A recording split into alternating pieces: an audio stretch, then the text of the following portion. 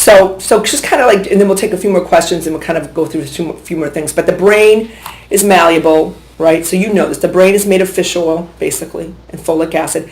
The folic acid I don't use this over-the-counter doses, okay? They don't really work, okay? So like if you go legally, the folic acid that they sell in the health food store is 400 to 800 micrograms, okay? So that's a really low dose. That's in your multivitamin. I mean, that's what the FDA caps it at, okay? And then if you go to the doctor and get a prescription, it's 1 milligram, and I sell 5, which is called Cardio B. And I like Cardio B. Cardio B was designed originally for heart patients. That's why it's called cardio. It's like for heart patients because remember I told you about the heart disease? And it lowers homocysteine. So if somebody has high homocysteine, they're really worried about heart disease. What's homocysteine? Homocysteine is an elevated number in the blood for people that have heart disease. And homocysteine, they can measure this. And I would tell you that it gives you a predictor as far as having a heart attack. So homocysteine is like a byproduct of protein metabolism, but it's highly associated with adverse outcomes. So if your homocysteine is elevated, you're really at risk for a heart attack. So the doctors, the ones that are good, they'll actually order that and check it. And even if it's not elevated, the good part about it is that the folic acid forms the brain, right? There's 5 serotonin receptors in the brain. It binds to 4 of them. So you get antidepressant effects, you get the heart attack prevention, you get the homocysteine lowering. It's like $20 for 60 pills. It's not expensive and it works. So that's what I tell you to do. So I have another question. Yeah. You said it's not available over the counter, and yet doctors don't prescribe it. I'm unclear as to where your. Yeah, I can carry stuff that is not RX. There's 3 categories of stuff. There's one that's over the counter. Right. There's the prescription, and there's a bunch of stuff that they only want to be sold to doctors and pharmacists. That's it. So it's not like, online, Amazon, any of that kind of stuff. Is that just in the state or is that? That's everywhere. That's in the country. Yeah. Mm-hmm. Yeah. So I use a lot of that because that product works really, really well. It's got 1,000 of B12, it's got 100 of pyridoxine, and it's got 5 milligrams of folic acid. And it's just really, really a good thing to protect your heart, for your brain, gives you energy. It's doing a lot of other things. But is there a network?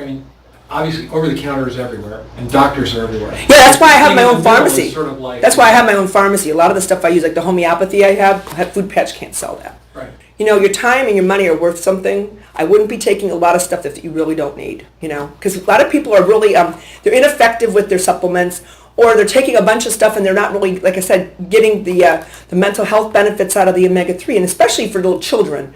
We really have to focus on that. They rely on us. We're all adults. We can go buy whatever we want, talk to whoever we want.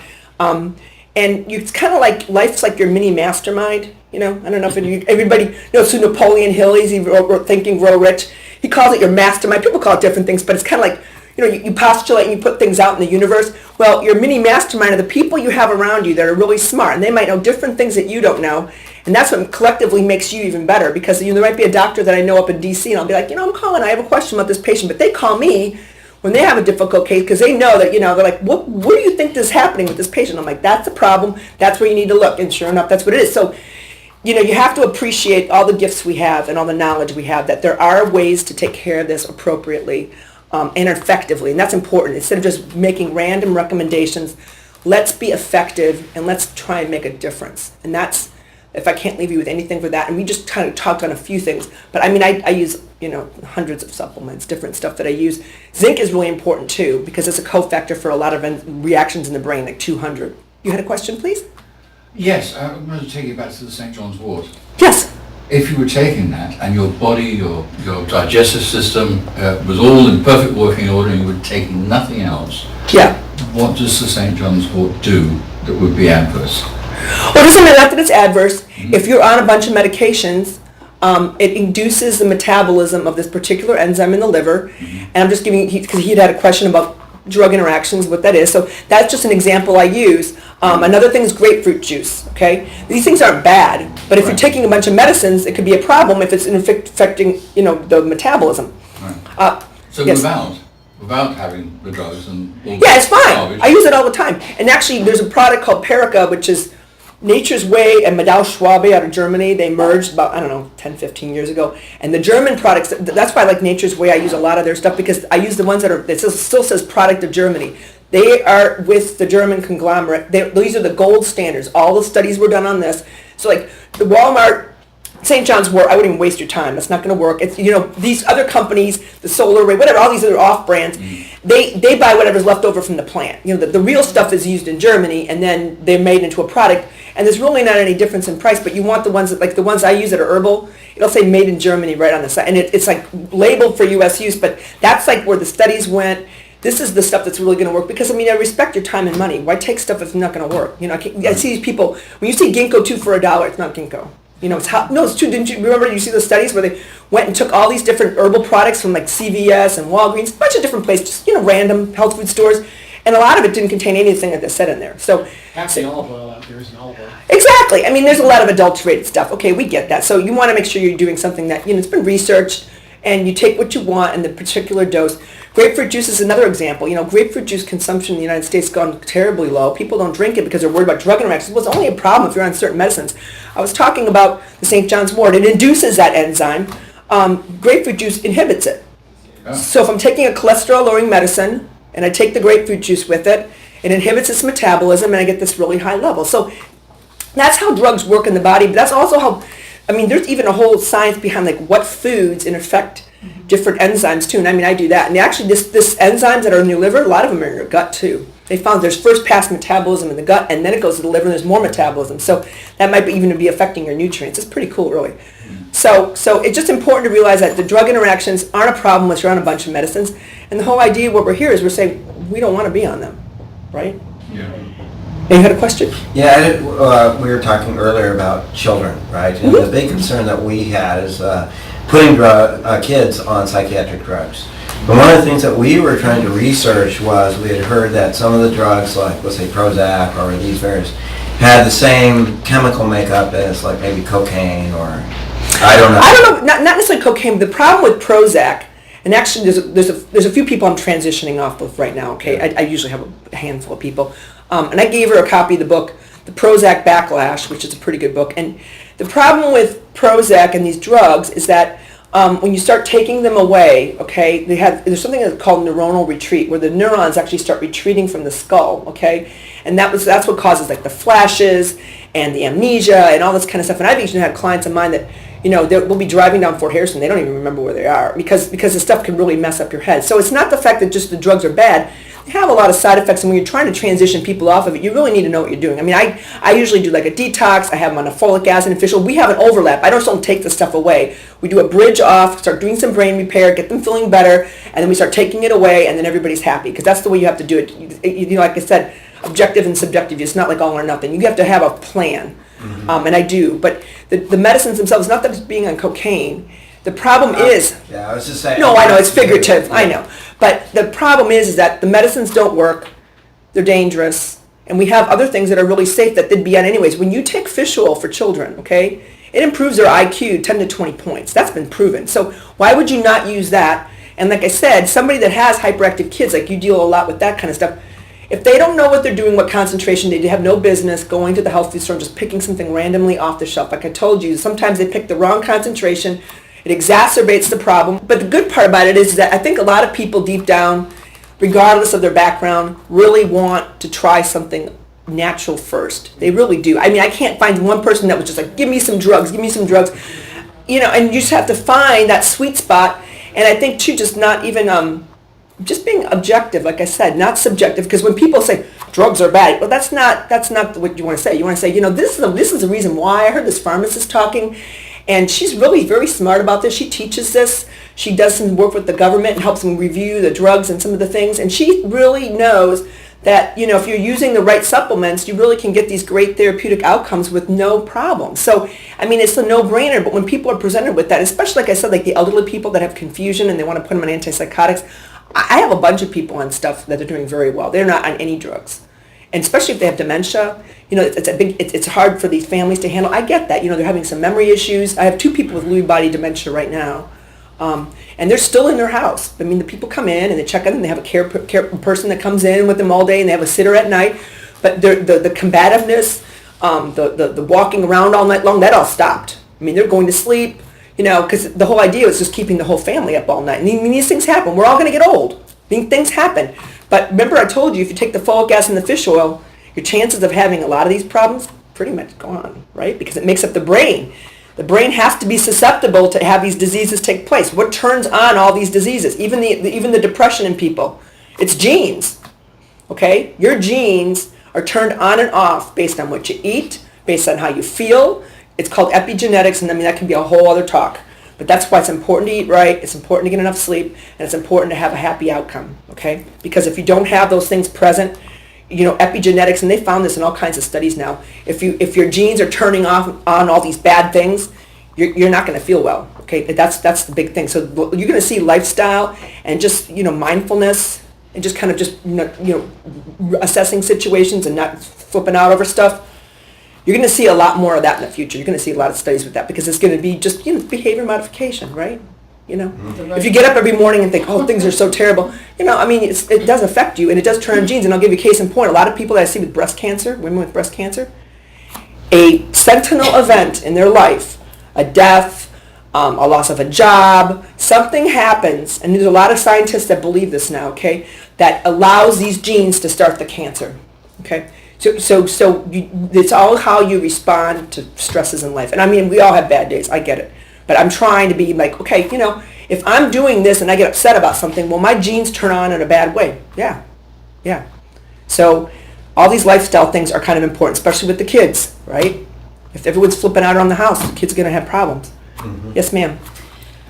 My son, he has autistic syndromes and Yeah. speech delay, and one of the doctor, he recommend to have B12 shots, actually B12 shots. Yeah. And I would like to find a little bit about if he's going to have it every How old is he? day. 7. It's actually 8 now. B12 can help, but it's not gonna, is he high functioning? No. No. No, he's not hyper. He has more like a speech delay. And what I heard that he's basically taking these shots, and then whenever he's not taking it, he's basically going back. So I don't know. Do you have anything on? Well, this? the good thing about B12 is, I mean, you can keep giving the shots, and it's not gonna hurt anything. I would tell you, he's almost the age where he could probably even do like the cardio B, the folic acid, and see how he's responding to it. But he should be on the fish oil.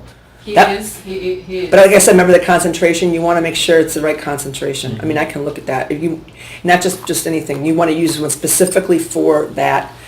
And I use a lot of other stuff that kind of has this calming effect. I mean, what you want to do is you want to realize that his brain, the neurons aren't firing correctly, so he needs to be eating enough protein. Okay, so that forms the neurotransmitters. And then he needs to be on a certain type of fish oil and folic acid, ones that I want to choose, because I want to see a real outcome. I would do that. And too, I'll tell you, I use a lot of the detox. It's called Body Anew. It's not laxative. It's not that kind of a detox. It's homeopathic. I've been doing it 18 years. But if we clean out all this stuff out of his body, and even if he eats really, really well, you go walk around outside and stuff. You don't know what you're exposed to. And I'll tell you, low dose zinc, 15 milligrams twice a day for kids, there's a huge difference as far as the autistic spectrum because it's a cofactor for like 200 reactions in the brain. So a lot of kids are finding with autistic syndromes, they test really low for zinc. And I'm not saying just take lots of zinc. It's got to be like, a low dose and just kind of scheduled through the day. But you'll see a big difference in that. I would hope I would get his functioning at least up 25% in a few weeks. Okay, I have a lot of other ideas too. There's other things you can do. Okay, good. One Yes. other question. Yeah. I think you make a really good point on presenting a case and the response rate. I just want to go back to that for a second. So two Yeah. things. One is what would be considered an acceptable response rate, and also does response rate mean a positive response, or it just means the drug is active in the person and something is going on? The response rate, a good response rate, I would say would be 75% or more. Okay, so like a quarter of the people, maybe it's not working. All right, I get that. The less than a third, Yes. and the 1 in 6, that's really, they don't really work. So that's, I hope that kind of answered your question. I mean, I would just say that response rate for fish oil is pretty high, and a lot higher than the medicines, and you're going to be on that anyways. Remember, I told you that's, you want to do it. You had a question? Yeah, are the response rates written on the package inserts that? No. So where do we Google? I mean, where does a public person find the response rate? You got to look at the studies. You might be able to find a response rate on a certain drug if you put it in the Google. It might come up because it will probably tag the studies that are allowed for that.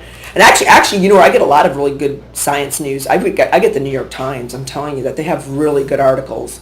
I mean, every Tuesday they have Science Times. I mean, I get a lot of journals and stuff, but I mean, I'll get like a heads up there, and I'll go look into it further. But they have a really good review of science. The people that are the science writers of the paper are excellent.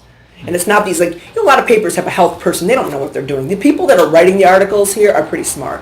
and they'll go and interview the doctor and stuff. I mean, it's pretty good. So and the Wall Street Journal actually has some really good articles. Every once in a while, you get a really good health article out of it, and you're like, in fact, the big ones they just came out with this week, I thought was really interesting. They talk about intermittent fasting, and if you intermittent fast, the new studies show that just fasting for 12 hours and 16 hours, 5 days a week, five days a month, that it really regenerates your organs. Okay, that's the big thing. They look at the person, at their biological age, and people that do intermittent fasting, they like shave 20 years off their body. So I've been trying that, and I feel great. I really do. I'm not even hungry. I feel really good. Instead of having breakfast, you got to skip it. Your dinner's at night, you skip it. I do my exercise. I do like 30 miles on my bike every day, and I'm in the sauna, and then I just kind of like drink a lot of water, and then I just delay my meal. But I do feel great. You really have a lot of energy. I mean, I felt good before. My baseline's really great. I'm real happy. I do great. I work out every day. I feel great. I mean, life's good. I can't complain. But you need to look into that, because that's where all the anti-aging's going, is the intermittent fasting. And apple cider vinegar actually works really good for that. That's what I've been doing, is the apple cider vinegar in the water. I was going to ask you about that. Yeah, I love that. I'm telling you, I've been doing a tablespoon like 3 times a day in water. I feel great. I really do. I lost 15 pounds just doing that. Didn't change anything else. Always worked out every day, did the same stuff. But I'm losing weight. I feel better. So what is it that's actually going on there? Well, it helps your metabolism. It actually helps your metabolism. And then the fasting, you want to go at least 12 hours. Men are lucky. The 12-hour fast for them is much more effective. For women, they usually have to pull it out a little bit longer, though a 12-hour fast still is really good. But after you start doing it, you actually I feel fine. I just take my vitamins in the morning. I'm fine. But it took some getting used to, maybe a day or two, and you're kind of like, yeah, all right, I'm all right. And then the longer you can delay it, the better it is. But the big thing they found is, like, it's not just for, like, to keep your weight down and everything. The big thing is it regenerates the organs. That's brand new data. Your organs, your liver, your kidneys, your GI tract, it increases the turnover, because what's happening is basically you're purging a lot of these cells, right? You're purging it. That's what's happening. And then it's replacing it with brand new cells. So chronologically, you're going to see all these anti-aging drugs. This is going to be like the new thing, the epigenetics I was talking about, the intermittent fasting. You're going to see a lot more data on that. That's going to be coming out, and that's going to be like the big thing. The anti-aging doctors are going to put everybody on these fasts, I'm telling you. And it's not like, if you wanted to have breakfast, just delay it a little bit, Like 10 o'clock in the morning, they're saying. Okay, so if you wanted to eat then. I've been trying to move it out to like maybe 2 o'clock in the afternoon or something, and I feel fine. You do seem like you have a lot of energy. I feel great. Yeah, I feel great. But am I answering your questions? And then I'll have cards. Just give me a call if you have any questions about what you're using, what you want to have some finesse. I have a lot of other stuff that I didn't even talk about. But like I said, mental health is my specialty. So I hope you enjoyed the talk. I hope you learned a lot. And give me a call if you have any questions. Great. Thank you.